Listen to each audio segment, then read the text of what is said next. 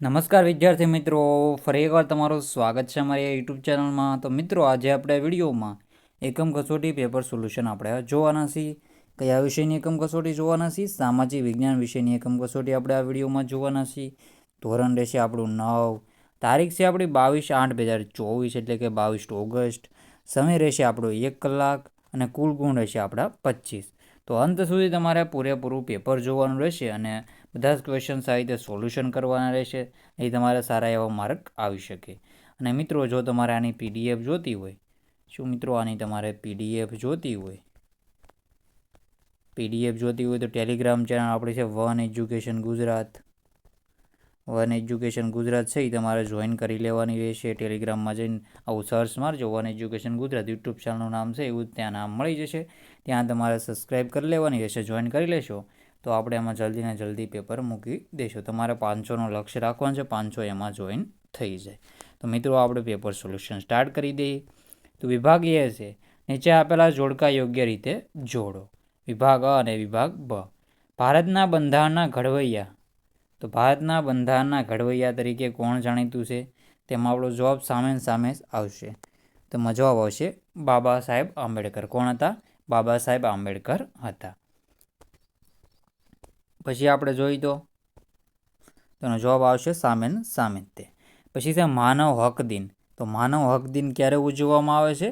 તો માનવ હક દિન છે આપણે જોઈએ તો માનવ અધિકાર હક દિન છે મિત્રો 10 ડિસેમ્બરના દિવસે ઉજવવામાં આવે છે. પછી છે ત્રીજા નંબરનો ક્વેશ્ચન, બંધારણનો આત્મા સમાન. તો બંધારણનો આત્મા સમાન છે એ છે કયો અધિકાર છે? હક છે એ બંધારણનો આપણે જોઈએ તો મૂળભૂત અધિકાર એવો હશે, એવો આ છે મિત્રો આન્સર રહેશે બંધારણીય ઇલાજોનો હક. પછી છે ચોથા નંબરનો ક્વેશ્ચન, મૂળભૂત ફરજ દિન. તો મૂળભૂત ફરજ દિન છે એ કેટલી જાન્યુઆરી આવશે? 6 જાન્યુઆરી આન્સર રહેશે. તો શું આન્સર છે? 6 જાન્યુઆરી આપણો આન્સર રહેશે. પછી છે ભારતનું સર્વોચ્ચ શિખર. તો ભારતનું સર્વોચ્ચ શિખર તો માઉન્ટ ગોડવિન ઓસ્ટિન એટલે કે K2 જવાબ આવશે. એમાં તો આન્સર રહેશે માઉન્ટ ગોડવિન ઓસ્ટિન K2. પછી 6 નંબરનું છે જયંતિયાની ટેકરીઓ. તો જયંતિયાની ટેકરીઓમાં શું જવાબ આવશે? તેમાં આપણો જવાબ આવશે મેઘાલય. તો જયંતિયાની ટેકરીઓમાં આપણો જવાબ આવશે મેઘાલય. શું જવાબ આવશે? મેઘાલય છે એ આપણો જવાબ આન્સર રહેશે. જયંતિયા છે, ગારો ખાસી જયંતિયા એ મેઘાલયમાં ટેકરીઓ આવેલી છે. પછી 7મા નંબરનો ક્વેશ્ચન છે સંચાલન શક્તિ માટેનું ખનિજ. તો સંચાલન શક્તિ માટેનું ખનિજ છે તો એમાં આપણો જવાબ આવશે યુરેનિયમ. શું જવાબ આવશે? યુરેનિયમ જવાબ આવશે. અને અધાતુમય ખનિજ. તો અધાતુમય ખનિજમાં જવાબ આપણો રહેશે, શું જવાબ આવશે? એમાં આપણો જવાબ આવશે ફ્લોસ્પર. તો આવી રીતે તમારે આન્સર કરી લેવાના રહેશે. અને હલકી ધાતુમય ખનિજ તો એમાં મેગ્નેશિયમ આવશે. શું આવશે? એમાં મેગ્નેશિયમ આવશે. અને લાસ્ટમાં છે કાળી જમીન. તો કાળી જમીનને આપણે મિત્રો કાળો રંગ લઈ લઈએ તો કાળી જમીનમાં આવશે રેગુર. શું જવાબ આવશે? કાળી જમીન માટે જવાબ આવશે રેગુર. તો આવી રીતે અહીંયા જોડકા આપણે પૂર્ણ કર્યા. તો આપણે આગળ વધી જઈએ. નીચે આપેલ ખાલી જગ્યા યોગ્ય રીતે પૂરો. તો નીચે આપેલ ખાલી જગ્યા યોગ્ય રીતે પૂરવાની છે. તેમાં પહેલું છે 2 નદીઓ વચ્ચેના ભૂમિભાગને. તો એને શું જવાબ આવશે? એમાં દોઆબ જવાબ આવશે. દોઆબ. તો જવાબ આવશે દોઆબ. બીજા નંબરનો ક્વેશ્ચન છે ખનિજ તેલ ખાલી જગ્યા ખડકોમાંથી મળે છે. તો ખનિજ તેલ પ્રસ્તર ખડકોમાંથી મળે છે. કયા ખડકોમાંથી? પ્રસ્તર ખડકોમાંથી મળે છે. ત્રીજા નંબરનો ક્વેશ્ચન છે ખાલી જગ્યાને ગંગા નદીનું પ્રવેશદ્વાર કહેવામાં આવે છે. તો દિલ્હીને ગંગા નદીનું પ્રવેશદ્વાર કહેવામાં આવે છે. કે ને દિલ્હીને ગંગા નદીનું પ્રવેશદ્વાર કહેવામાં આવે છે. 2 નદીઓ વચ્ચેના ભૂમિભાગને દોઆબ. ખનિજ તેલ ખાલી જગ્યા પ્રસ્તર ખડકોમાંથી મળે છે. દિલ્હીને ગંગાનું પ્રવેશદ્વાર કહેવામાં આવે છે. તો આન્સર આવી રીતે રહેશે. આગળનો ક્વેશ્ચન છે પતકોઈ ટેકરીઓ અરુણાચલ પ્રદેશ. તો લુસાઈ ટેકરીઓ. તો લુસાઈ ટેકરીઓ આવેલી છે મિઝોરમમાં. ક્યાં આવેલી છે? મિઝોરમમાં. તો આન્સર રહેશે મિઝોરમ. પછી છે 5મા નંબરનો ક્વેશ્ચન દક્ષિણે આંધ્રપ્રદેશ અને તમિલનાડુનો તટીય પ્રદેશ ખાલી જગ્યા નામથી જાણીતો છે. તો કોરોમંડલ તટથી. કયો? કોરોમંડલ તટથી જાણીતો છે. તો આવી રીતે આન્સર કરવાનો રહેશે. કોરોમંડલ તટ મિઝોરમ. શું આન્સર રહેશે? કોરોમંડલ તટ અને મિઝોરમ તમિલનાડુમાં. પછી આમાં વૃષ્ટિ થાય છે, આમ્રવૃષ્ટિ માટે સારો એવો પાક લઈ શકાય. નીચેના પ્રશ્નોના ટૂંકમાં ઉત્તર લખો. રેગોલિથ એટલે શું? તો રેગોલિથ એટલે શું? તો એનો આન્સર જોઈ લો. તો ભૂમિ આવરણના ખડકોના નાના નાના ટુકડા, કાંકરા, માટી, રજ વગેરે હોય છે, જેને રેગોલિથ કહેવામાં આવે છે. રેગોલિથમાં શરૂઆતમાં ફક્ત જૈવિક દ્રવ્યો હોય છે. ખડકોના મુખ્ય કેટલા પ્રકાર છે? કયા કયા? તો ખડકોના મુખ્ય 3 પ્રકારો છે. એમાં છે આગ્નેય ખડકો, પ્રસ્તર ખડકો જેમાંથી કોલસો ને બધું મળે છે, રૂપાંતરિત ખડકો જ્યાં આપણે જોઈએ તો સ્લેટ, આરસ, પહાડ રૂપાંતરિત ખડકો છે. તો આવી રીતે આન્સર કરવાનો રહેશે.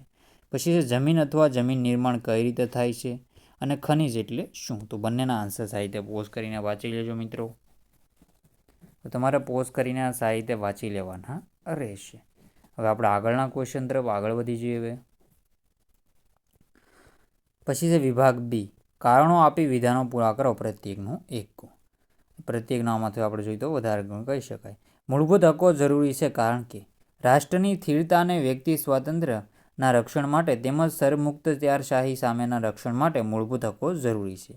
બધા મૂળભૂત હકોમાં બંધારણીય ઇલાજોનો હક અત્યંત મહત્વનો છે કારણ કે તો આ હક દ્વારા ભારતનો કોઈપણ નાગરિક પોતાના મૂળભૂત હકના રક્ષણ માટે અદાલતમાં ફરિયાદ કરી શકે છે. બંધારણીય ઇલાજોનો હક બંધારણના આત્મા સમાન છે કારણ કે તો ભારતના બંધારણે દરેક નાગરિકને મૂળભૂત હકોના અમલની ખાતરી આપતો બંધારણીય હકોનો હક આપ્યો છે. આ હક મુજબ કોઈપણ નાગરિક અદાલતમાં પાસેથી પોતાના મૂળભૂત હકોનું રક્ષણ મેળવી શકે છે. બાળમજૂરી સજાપાત્ર ગુનો છે કારણ કે તો શોષણ વિરોધી મૂળભૂત હક દ્વારા બાળમજૂરી પર કાયદાથી પ્રતિબંધ મૂકવામાં આવ્યો છે. આ હક મુજબ 14 વર્ષથી નીચે ઉંમરના બાળકોને જોખમ ભરેલા સ્થળોએ નોકરીએ રાખવાની મનાઈ ફરવામાં આવી છે. નીચેના પ્રશ્નોના માગ્યા મુજબ ઉત્તર લખો.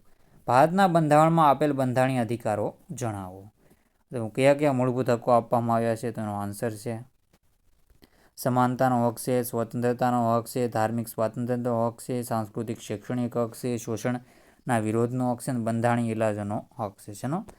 સમાનતાનો હક છે, સ્વતંત્રતાનો હક છે, ધાર્મિક સ્વાતંત્ર્યનો હક છે, સાંસ્કૃતિક અને શૈક્ષણિક હક છે, શોષણનો વિરોધનો હક છે, બંધારણીય ઇલાજનો હક છે.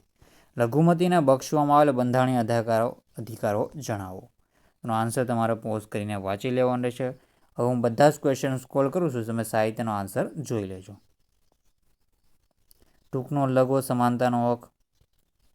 સમાનતા એ લોકશાહીના પાયાનો સિદ્ધાંત છે એમ કહેવા માંગે છે. તો આ બધા આન્સર જોઈ લેવા. પછી મૂળભૂત હકો અને ફરજો એક સિક્કાની 2 બાજુઓ છે. હક અને ફરજ એકબીજા સાથે જોડાયેલા છે એમ કહેવા માંગે છે.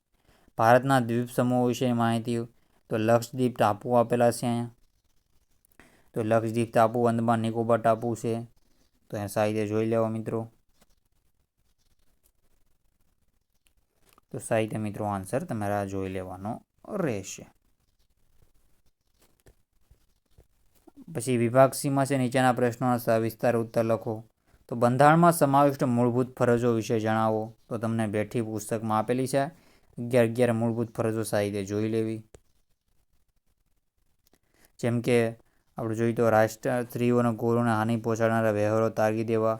પછી છે રાષ્ટ્રના સમૃદ્ધ અને સમન્વિત સાંસ્કૃતિક વારસાનું જતન કરવું, કાયદાઓનું પાલન કરવું, કરવેરા પ્રામાણિકપણે ભરવા, જંગલો, નદીઓ, સરોવરો અને વન્યજીવો સહિત પર્યાવરણનું જતન કરવું, તેમાં સુધારો થાય તેવા પ્રયત્નો કરવા, બધા જીવો પ્રત્યે દયા રાખવી, વૈજ્ઞાનિક અભિગમ અપનાવવો તેમજ માનવવાદ અને સંશોધન વૃત્તિ વિકસાવવા, જાહેર મિલકતોનું રક્ષણ કરવું, હિંસાનું આચરણ ન કરવું, વ્યક્તિગત તેમજ સામૂહિક પુરુષાર્થના બધા ક્ષેત્રોમાં શ્રેષ્ઠતા સિદ્ધ કરવાના પ્રયત્નો કરવા.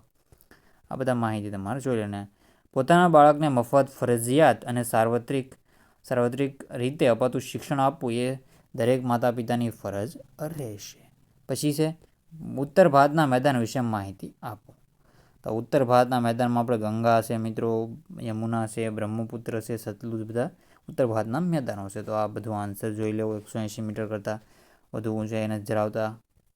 તો સાહિત્ય મિત્રોનો આન્સર જોઈ લેવાનો રહેશે. તો પોઝ કરીને સાહિત્ય વાંચી લેવું. ભારતના પશ્ચિમના તટીય મેદાન વિશે માહિતી આપો. તો ભારતના પશ્ચિમના તટીય મેદાન વિશે માહિતી આપો. તો સાહિત્યનો આન્સર જોઈ લેવો.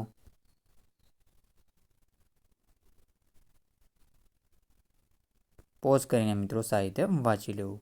તો આ બધા ક્વેશ્ચનો સાહિત્ય ઇમ્પોર્ટન્ટ ક્વેશ્ચનો હતા. તો મિત્રો સાહિત્ય આપણે ટેલિગ્રામમાં પણ તમે જોઈન કરી લેજો અને 500 સબસ્ક્રાઈબર એમાં પણ કરાવી દેશો તો તમને વહેલા PDF આપી દે પેપર સ્વરૂપે. તો સાહિત્ય મિત્રો આમાં પણ જોઈન કરી લેવું. તો મિત્રો આ વિડીયોનો એન્ડ કરીએ છીએ. જય હિન્દ, જય ભારત.